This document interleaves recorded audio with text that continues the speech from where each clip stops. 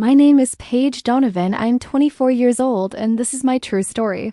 This really happened to me, and it completely changed my life. I once trusted someone deeply, but what they did to me was so shocking, so terrifying that I'm still haunted by it today. I want you to know how betrayal can come from the people you love the most. What started as something small soon turned into a nightmare I never imagined. If you really want to know how it all happened, then stay with me till the very end, because my story will leave you speechless. Don't forget to like, share, and subscribe. And remember, this story is written and edited by Dark Lifeside Diaries. I had been working as a nurse for nearly 2 years at a local hospital in Ohio, and while most of my shifts were exhausting, they gave me purpose. I cared for people when they were at their lowest, and there was something fulfilling about knowing I could ease their pain. But one night, while I was on a particularly long shift, I met a new nurse assigned to work alongside me. Her name was Tara. At first, Tara seemed quiet, almost too perfect for the role. Kind smile, gentle voice, eager to help patients warmed up to her quickly, and the other staff were impressed by her attentiveness. But something about her felt off. She had this unsettling way of watching me, her eyes lingering just a second too long, as if she were studying me. I brushed it off as paranoia, thinking I was just tired, but that strange feeling grew stronger each day. The unsettling part was how quickly Tara tried to insert herself into my life outside the hospital. She asked where I lived, if I had roommates, if I had a boyfriend, even what time I usually got off work. At first, I thought she was just being friendly, but then I started noticing her showing up in places she shouldn't have been. Once I left the hospital after a double shift and saw her standing near my car in the parking lot, smiling as though she had been waiting for me. "Just making sure you get home safe," she said casually. It sounded sweet, but the way she said it made my stomach turn. That night, I swore I saw her car parked 2 blocks away from my apartment. I told myself I was overthinking it, but my gut screamed otherwise. Then things got worse. Medications started disappearing during my shifts, and when patients complained, somehow it always came back to me. The supervisors pulled me aside, twice questioning me about missing vials. I explained I had done everything by the book, but I could tell they didn't fully believe me. Meanwhile, Tara would stand silently in the background, her lips curling into the faintest smirk, as if she knew something I didn't. One night, while cleaning up the supply room, I found a syringe tucked inside my locker, the exact type of syringe that had gone missing earlier that day. My heart raced as I stared at it, terrified someone would walk in and see. That's when I realized Tara wasn't just strange, she was setting me up. I didn't know why or what her endgame was, but she was weaving a trap around me, and I was caught in the middle of it. I decided to keep quiet, hoping I could gather enough proof to clear my name. But that night, when I finally got home, I found something that made my blood run cold. Taped to my apartment door was a photo of me taken while I was sleeping in my own bed. When I saw that photo taped to my apartment door, I froze completely. My breath caught in my throat as if the air had been sucked out of the hallway. My hands trembled while I peeled it off the door, the glossy paper crinkling under my touch, and I stared at the image of me asleep in my own bed, my hair messy across the pillow, my blanket pulled up to my chest, my face turned slightly toward the camera. Someone had been in my apartment. Someone had stood right there, so close to me, watching me while I slept, and had snapped a picture without waking me up. I felt sick to my stomach, and my first instinct was to check every corner of my apartment, flinging open the closet doors, looking under the bed, pulling back the shower curtain in the bathroom. Everything looked empty, but I could not shake the crawling sensation under my skin, as though I was still being watched. I didn't call the police. Maybe that was my biggest mistake, because in that moment all I could think of was, if I report this and they trace it back to me, will anyone even believe me after what's been happening at work? I was already on thin ice because of the missing meds, and if I mentioned Tara's name without proof, I'd sound paranoid. I stuffed the photo in a drawer and told myself I'd confront Tara directly, that I'd catch her in her own game. But as the days passed, her behavior escalated. At work, she would whisper things to me when no one else could hear, like, "You're not safe at home, are you?" Or, "I know how you breathe when you sleep." Once she leaned close while we were charting patient notes and said, "I can hear your heart racing from here." Her voice was low, controlled, almost teasing, and it sent icy chills straight down my spine. I avoided her whenever possible, but she seemed to know my every move, almost anticipating where I'd go. Patients began requesting her more, claiming she was sweeter, more attentive, while I overheard others quietly complain that I looked distracted, careless, even cold.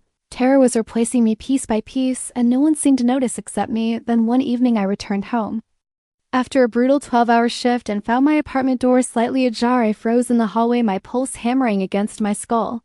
I hadn't left it open, I knew I hadn't. Slowly I pushed the door open, stepping into the dark apartment. The faint smell of bleach hung in the air, too strong, too artificial, and my stomach twisted. When I flicked on the light, I saw that someone had rearranged things, my couch cushions flipped over my kitchen.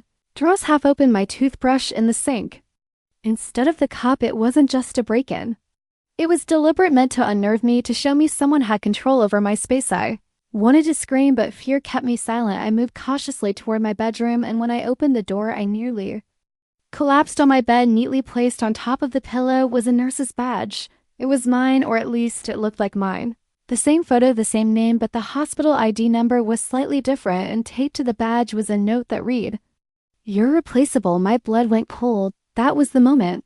I knew Tara wasn't just messing with me for fun. She wanted to take my life apart, to erase me completely. The next day at work, I tried to keep it together, but every time I saw her, I imagined her standing in my bedroom, snapping that picture, leaving that badge. I finally broke down and told my closest friend at the hospital, a nurse named Claire, about what was happening.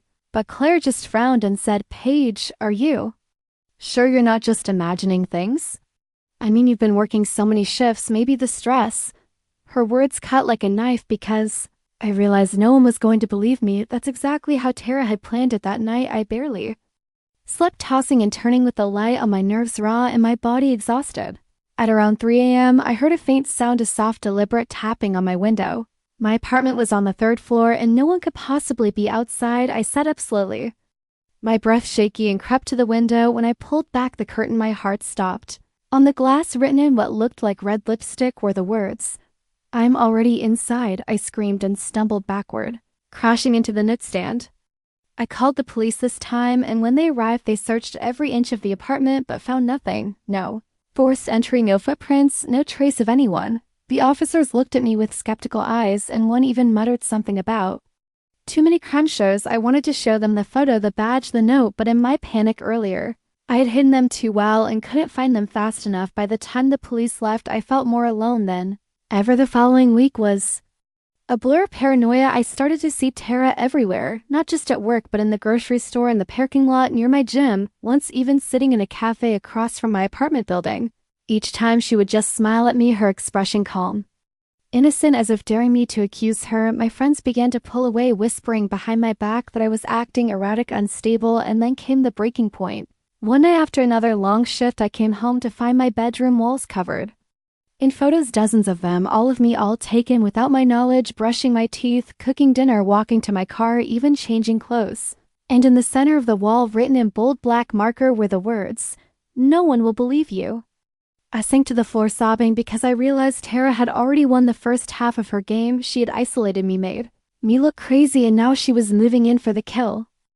I sat there on my bedroom floor, surrounded by those photos, my tears blurring the images until all I could see were dozens of distorted versions of myself, captured from every angle like prey under surveillance. I wanted to run, to leave the city, to disappear before Tara's game consumed me entirely, but a darker part of me knew I couldn't. If I left, she'd win. If I tried to start over somewhere else, she would find me, and worse, she'd still own my identity, my career, my life. That realization snapped something inside me. Fear turned to fury, and I swore to myself that I wouldn't let her erase me.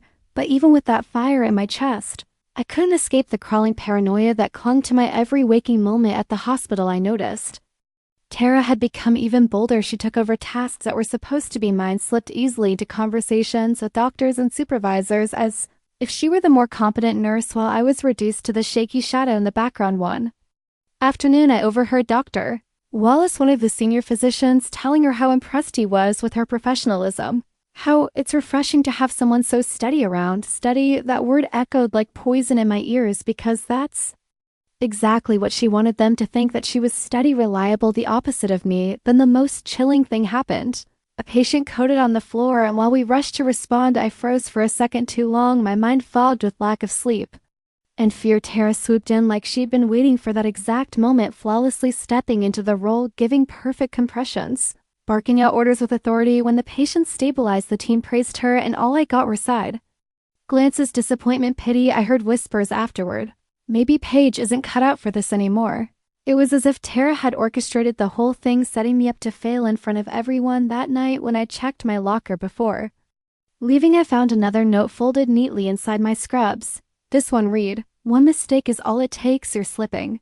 My knees buckled as I realized she wasn't just attacking me in private anymore. She was dismantling me in front of witnesses, slowly eroding my reputation until there was nothing left. Desperate for proof, I set up a small camera in my apartment, hidden on a bookshelf facing the front door in the living room. For 3 nights, nothing happened, no strange noises, no intrusions, no signs of Tara, but on the 4th night when I reviewed the footage, my blood ran cold. At around 2:47 a.m., the door opened without force. Tara walked in casually like she owned the place, her hair tied back, her expression calm and methodical.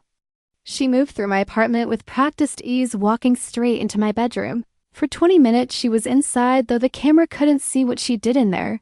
When she emerged, she walked to the camera, looked directly into the lens, and smiled. Then she reached out and turned it off. My body shook violently as I replayed that footage again and again, each time feeling the suffocating weight of her message. She knew I was watching, and she wanted me to know that no camera, no lock, no police will protect me from Harry. Burned with rage, but when I tried to show Claire, my only friend left at the hospital, the footage was gone. Somehow the file had been corrupted. Black screen, no sound. Claire sighed and touched my arm gently, like she was handling a fragile patient. "Paige, you need help. This isn't healthy," she whispered. The betrayal cut deep because even Claire thought I was unraveling. Tara had poisoned everyone against me one by one, and then came the night everything shattered. I came home late, exhausted and hollow, only to find my apartment door wide open. Inside, the photos were gone. Every last one. The walls were bare, like nothing had ever happened. My kitchen sparkled clean, my bedroom bed neatly made. It was as if no one had ever been there, as if I had imagined it all. My phone buzzed, and when I checked the screen, I saw an anonymous text. "Check under your bed." My heart nearly exploded out of my chest. I didn't want to look. I didn't want to move, but some terrible compulsion forced me forward. Step by step, I crawled toward the bed, my breath shallow, my fingers trembling. Slowly, I bent down and lifted the sheet. My screen tore through the silence. There, tucked neatly in a row, were several hospital ID badges. Each one had my face, my name, but with different numbers, different titles: nurse charge, nurse supervisor, even nurse practitioner. A whole timeline of who I could have been, all laid out as if to mock me. At the end of the row was one last badge. It wasn't mine, it was Tara's, except the photo wasn't of her, it was me. Rooms spun around me, and I staggered backward, the edges of my vision blurring. She wasn't just trying to replace me at work, she was replacing me everywhere. She was becoming me. My phone buzzed again, and with shaking hands I unlocked it. The message read, "Why fight it?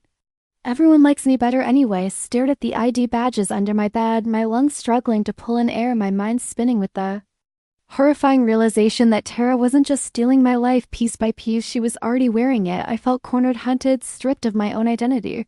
That night, as I sat in the dark of my apartment, shaking and wide-eyed, something inside me broke. Fear could no longer guide me. It had gotten me nowhere but isolated and powerless.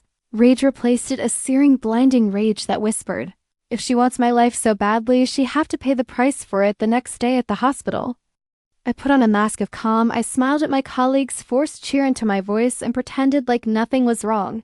Tara thrived on my visible fear, so I would no longer give it to her, but behind that mask I was planning. She wanted my life. Then I would make her choke on it. For weeks I gathered evidence quietly and meticulously. I planted a new camera in my apartment, this time hidden in the smoke detector where no one would think to look. I recorded every text, every strange incident, every manipulation, and slowly the picture came together. She wasn't just obsessed, she was unhinged. She'd copied my handwriting to forge medication charts. She'd accessed my locker with a duplicate key. She had slipped into my home at least a dozen times, leaving subtle traces, just enough to unravel me. But I would not unravel anymore. The breaking point came one late shift. A patient's chart was tampered with, the wrong medication dosage written in bold letters under my initials. If I hadn't double-checked, that patient would have died, and my career would have ended on the spot. Tara watched me from across the nurses station, her lips curling into the faintest smile, knowing exactly what she had tried to do. That was the moment I knew, if I didn't end this now, she would destroy me completely, so I set my trap 2 nights later. I texted her from an unknown number, pretending to be hospital administration. The message said she was being considered for an early promotion, but only if she could provide proof of her initiative and leadership. I told her to bring her documentation to my apartment for a private review. I knew she'd come. Tara could never resist an opportunity to prove she was better than me, and she did. At 2 a.m. my door creaked open, and there she was dressed in my scrubs, her hair tied back like mine, carrying a folder of falsified charts, photos, and forged recommendations. My camera caught it all, but she didn't know I was waiting for her. In the shadows when I stepped out, she froze, her expression flickering between rage and satisfaction. "You shouldn't be here," she whispered almost gleefully. "This isn't your life anymore, Paige, it's mine now." She reached into the folder and pulled out one of the ID badges with my face, her trophy. My blood boiled, but I forced a steady voice. "You're finished, Tara. Every single thing you've done, it's on camera. Every break-in, every forged record, every attempt to ruin me." Her smile faltered, but only for a second. Then she lunged at me, eyes wild, trying to grab the camera I had set on the counter. We struggled, knocking over furniture, her nails clawing at my skin, her strength terrifying for a brief, horrible moment. I thought she would kill me right there in my own home. But then, as she reached for a kitchen knife, I slammed her against the wall with everything. I had her head cracking against the plaster. She slid to the floor, dazed, her breathing ragged. I called the police, my voice trembling but steady enough to deliver the truth. When they arrived, I handed them the footage, the texts, the forged defaxed IDs, the photos, everything. Tara didn't resist as they cuffed her. She only glared at me with those burning eyes, whispering, "This isn't over." Those words chilled me to the bone because I knew she meant them. Weeks later, after she was admitted to a psychiatric facility and charges were filed, I returned to the hospital, but things were never the same. Some colleagues welcomed me back cautiously, others avoided me entirely, as if my proximity to madness had tainted me. I still wake up in the middle of the night convinced I'll see her standing in the corner of my room, smiling, that smile that haunts my dreams. But at least for now I have my life back, bruised, scarred, but mine. And sometimes when I'm alone, I remember the way she looked at me as they dragged her away. The certainty in her voice when she whispered that last threat. I tell myself it's over, but deep down I know she's still out there waiting, watching, because people like Tara don't just disappear, they linger like shadows you can never quite escape.